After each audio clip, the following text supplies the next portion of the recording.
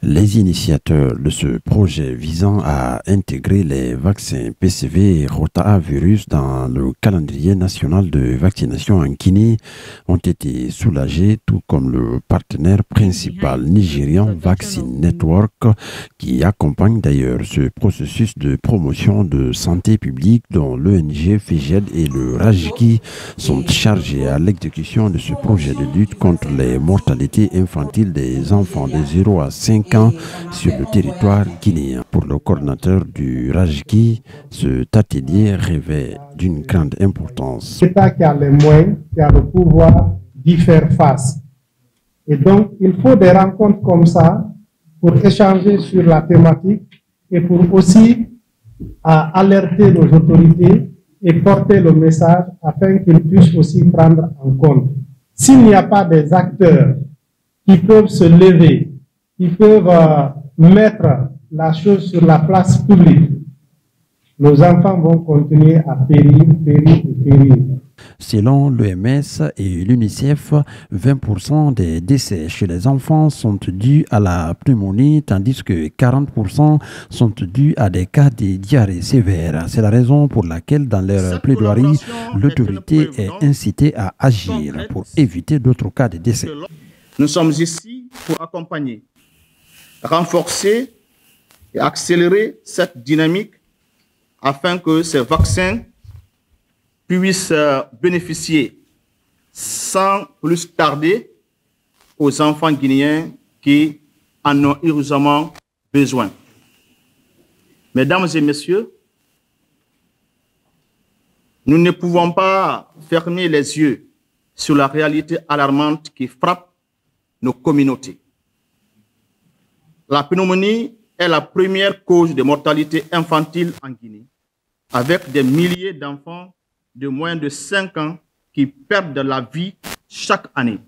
Des pays voisins comme la Côte d'Ivoire et le Sénégal ont mis en place ces vaccins, ce qui a entraîné une réduction drastique de 50% des hospitalisations. En Guinée, il est tout à fait possible de le faire. C'est pourquoi ces plaidoiries sont adressées aux décideurs pour combattre les maladies mortelles et prévenir d'éventuels cas.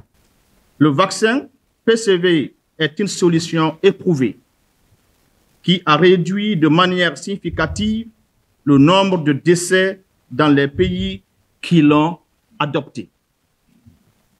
Le temps de l'attente est révolu, car chaque jour de retard dans l'introduction de ces vaccins est un jour où des enfants continuent, et puis des milliers d'enfants, de mourir de maladies pourtant évitables.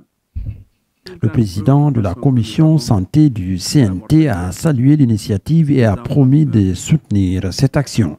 Il adresse ses remerciements à tous les acteurs qui ont pris part à cet atelier. Nous prenons ici l'engagement de soutenir cette action.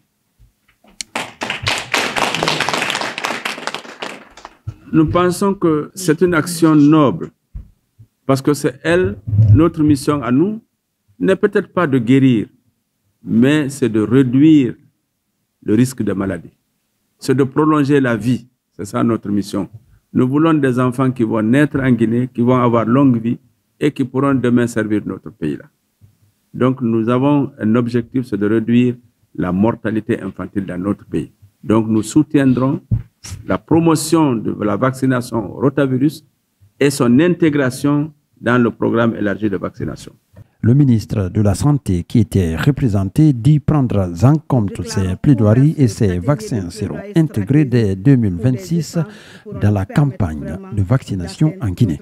Le plaidoyer pour l'introduction de ces vaccins PCV 13 et rotavirus représente une avancée majeure pour la prévention des maladies infantiles graves.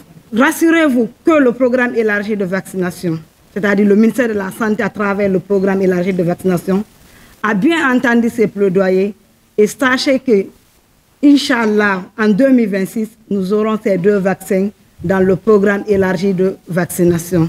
Donc, nous vous remercions.